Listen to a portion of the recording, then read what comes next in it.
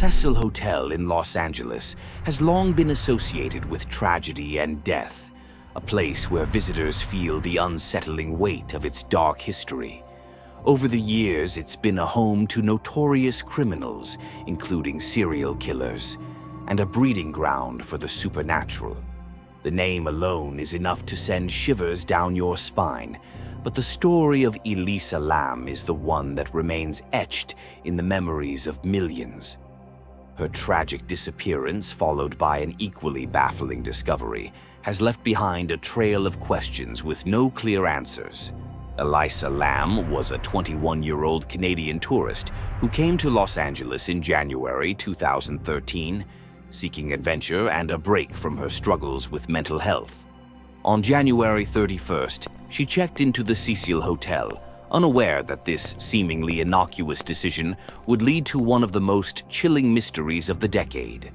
Despite the haunting reputation of the hotel, Elisa went about her stay, posting on social media and communicating with friends and family. But after her last elevator video, she vanished without a trace. The elevator footage, which was released by the LAPD, showed Elisa acting erratically, pressing buttons frantically and seemingly talking to someone unseen. The strange movements and her apparent fear set off alarm bells for anyone who watched the video. It was as though she was running from something or someone, though no one else was visible in the footage. When Elisa's body was discovered almost 2 weeks later, floating in the water tank on the hotel's roof, the mystery only deepened. Despite a thorough investigation, the cause of her death remained inconclusive. Some speculated that she had accidentally ended up in the tank while in a state of confusion. Others wondered if foul play was involved, or whether something more sinister, perhaps even supernatural, had a hand in her demise. The Cecil Hotel, after all, has long been a place associated with dark forces, and Elisa's case only added to its growing reputation as a hotspot for the eerie and the unexplained.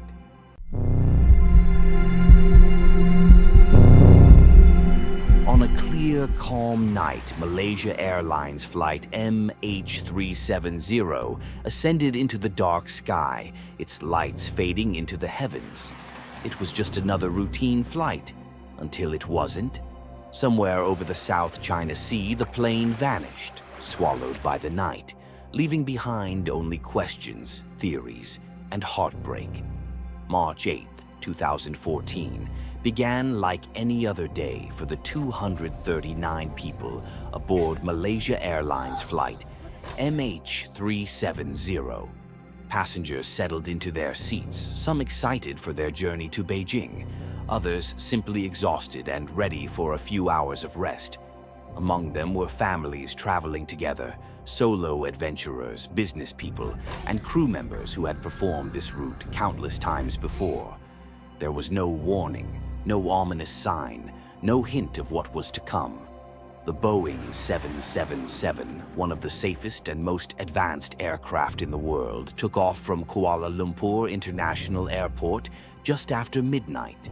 It was a routine takeoff, and the pilots, Captain Zahari Ahmad Shah and First Officer Fariq Abdul Hamid, communicated calmly with air traffic control. Their final words, spoken at 1:19 a.m., were chilling in retrospect. "Good night, Malaysian 370. Moments later, the plane's transponder went dark, and MH370 disappeared from radar. At first, no one panicked.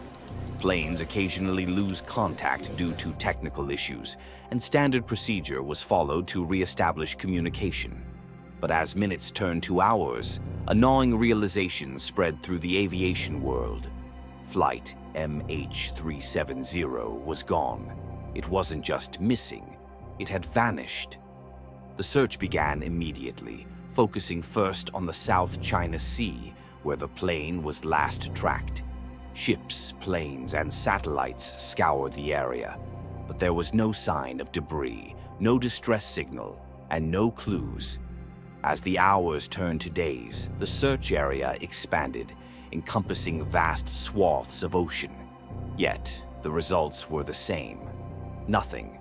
Families of the 239 passengers clung to hope, watching the news in agonizing silence. Governments scrambled to coordinate efforts, but frustration mounted as each day brought more questions than answers. What could cause a state-of-the-art aircraft to disappear so completely? Theories began to emerge, each more unsettling than the last. Some experts speculated about a catastrophic mechanical failure, a sudden decompression or engine fire that incapacitated the crew and passengers. Others pointed to the possibility of foul play, suggesting the flight was hijacked or even deliberately crashed by one of the pilots. Some theorists ventured into the bizarre, with whispers of government conspiracies, alien abductions, and military cover-ups. Then, in July 2015, more than a year after the disappearance, a breakthrough occurred.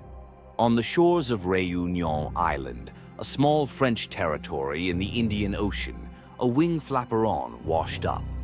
It was the first confirmed piece of debris from MH370. While it offered some closure, confirming that the plane had crashed, it raised even more questions. How had it ended up there? And why was it the only piece found? Over the years, additional fragments have surfaced, scattered across beaches in the western Indian Ocean.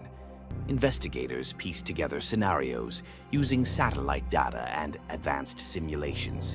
They determined that the plane had veered off course, flying south into one of the most remote and desolate parts of the world, the southern Indian Ocean. But why it ended up there remains a mystery. One haunting possibility is that the plane was deliberately flown off course.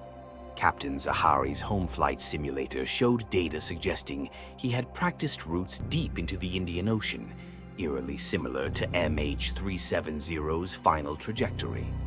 Was this an act of despair? A planned disappearance? The evidence remains circumstantial, and Zahari's family staunchly denies any wrongdoing. For the families of those aboard, the lack of definitive answers is a wound that refuses to heal. Vigils are still held, documentaries still produced, and investigators still probe the depths of the ocean, hoping against hope to find the wreckage. The disappearance of Flight MH370 isn't just an aviation mystery. It's a human tragedy that has left a scar on the collective psyche of the world. As the years pass, the mystery of MH370 endures, a chilling reminder of how much we still don't know about the skies we traverse. What happened in those fateful early hours of March 8th, 2014? The answers, if they exist, lie buried beneath miles of ocean, waiting for the day when the world can finally uncover the truth. If you want to listen a story of a lost girl who suddenly vanished, then click there